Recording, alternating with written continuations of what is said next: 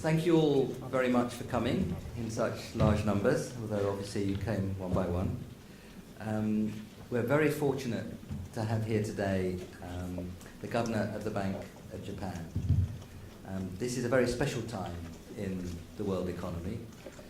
It's always interesting, but obviously at the moment it's particularly challenging. And Governor Shirakawa has been in his post for nearly 4 years now. He has a very long career in the Bank of Japan. He is an economist. He studied his economics in Tokyo and Chicago.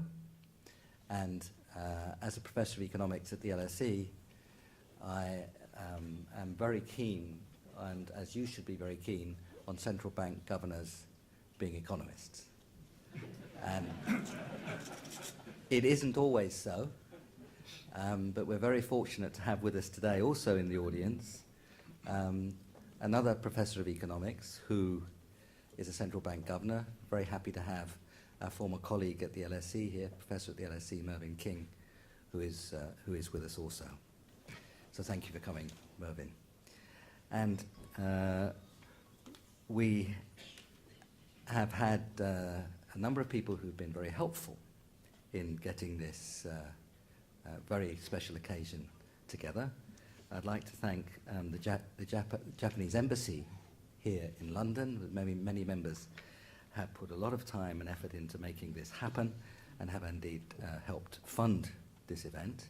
Nothing happens for free, so we're very grateful for that. STICKERD, the Suntory Toyota International Centres for Economic and Related Disciplines, which I once had the privilege of chairing, has also helped. And there's what in India at least is called the Life Force. Mikiko Fujiwara has been absolutely sterling in making this event happen. So thank you to all those, and thank you to the Asia Research Centre, which I have the privilege of chairing here, which has also done a lot of work to make this happen. And Ruth, who is here somewhere, is the director of the Asia Research Centre. Ruth Katamuri has been very active as well. So thank you very much to all of you. But thank you particularly to Governor Shirakawa.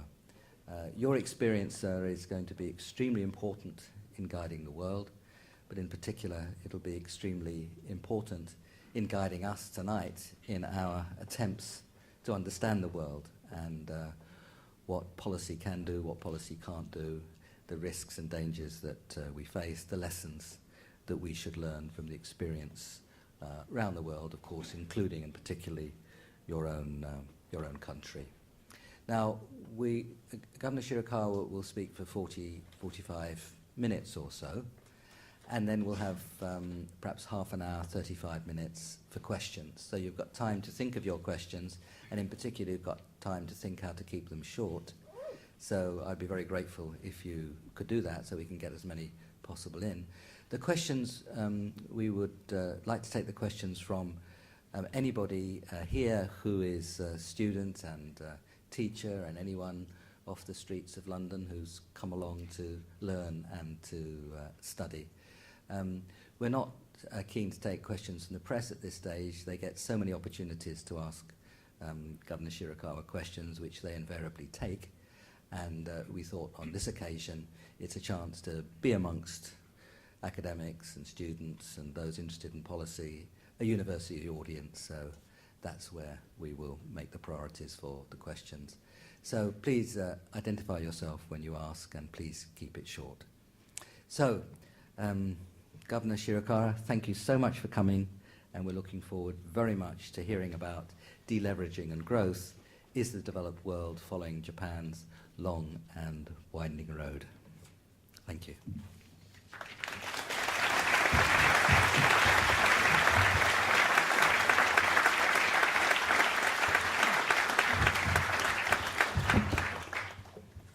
First of all, thank you, Professor Lord Stam, for your kind introduction.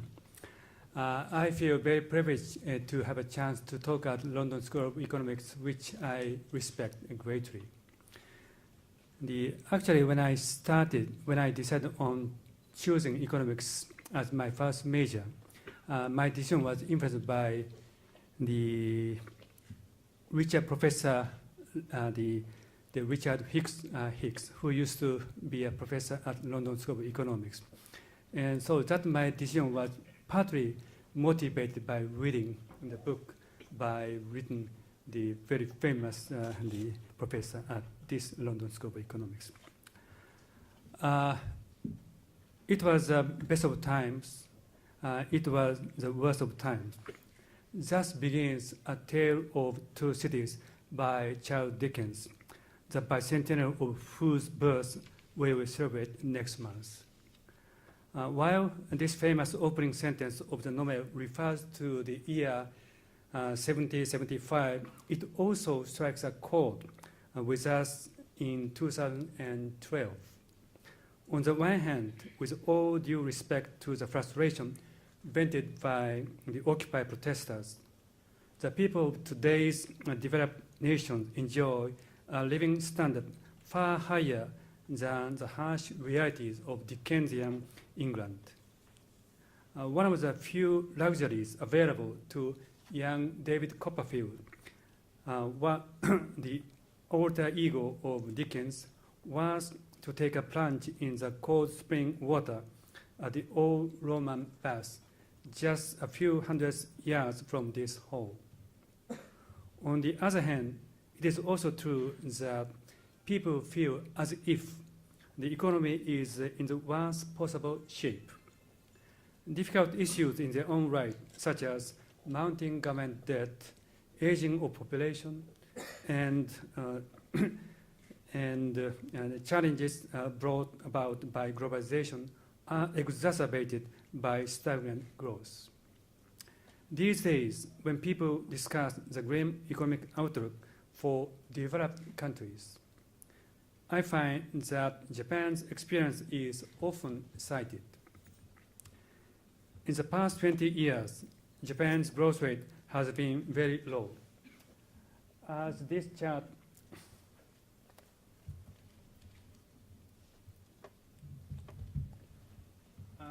the chart shows, the average growth rate has declined down. Okay. In the past 20 years, average growth rate was 1%. So steady the decline in growth rate. The people ask whether their economies are going to experience a lost decade, or more recently, the two lost decades, like Japan. As a governor of Japan's central bank, I have a mixed feeling when I hear Japan's experience referred to in such a negative context. And I should also note, for the reason I explain later, that it is not appropriate to bunch the two decades together. Nevertheless, I cannot deny that this question also provides much food for thought for other developed countries. Therefore, with apology to two talented Liverpudlians, in the song that they wrote over 40 years ago, I would like to share with you some of my thoughts today on the theme, is developed world following Japan's long and winding road. It will be my great pleasure if my speech can be of some benefit to you. To me, the question of whether other developed countries will repeat Japan's experience is itself surprising and appears to indicate that a significant intellectual change is now underway. At various international meetings I have attended in the past 10 years or so, policymakers and academics often have not seriously discussed the issue of stagnant growth in Japan, simply dismissing it as an idiosyncratic failure of Japan's society and its policymakers to respond to problems in a swift and bold manner. Even after U.S. housing prices started to decline in the spring of 2006, this tendency remained. The following is a comment made by a U.S. official in January 2007. The financial instability that many countries experienced in the 1990s, including Japan, was caused by bad loans that resulted from decline in commercial property prices and not decline in home prices. Many have learned the wrong lessons from Japan's experience. The problem in Japan was not so much the bursting of the bubble, but rather the policy that followed. What I see behind this comment is a gross underestimation of the extent of the balance sheet repair or the deleveraging required after bubble burst, as well as an overconfidence in the effectiveness of aggressive policy measures. However, comparing Japan's experience in the early 90s after the bubble burst to what happened in the United States, the Euro area, and United Kingdom in the past few years, it is my impression that the similarities far outweigh the difference. What happened in Japan was not unique to Japan. The first similarity is economic performance. For example, the path of real GDP since the peak of respective bubbles, 1990 in Japan and 2006 in the United States, are similar. This is the United States, this is Euro area, and this is the United Kingdom. And the red line shows Japan, US, Euro area, and UK. Comparison with the experience in Euro area and the United Kingdom also shows similarities, despite some difference in degree. Some interesting similarities can be also found in other bubble-related variables. For example, the pace of decline in real estate prices in US after its bubble burst was almost the same as in Japanese case.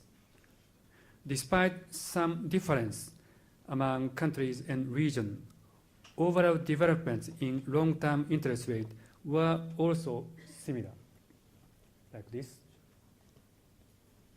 Cross-country similarities was also evident in development in bank lending. The second similarity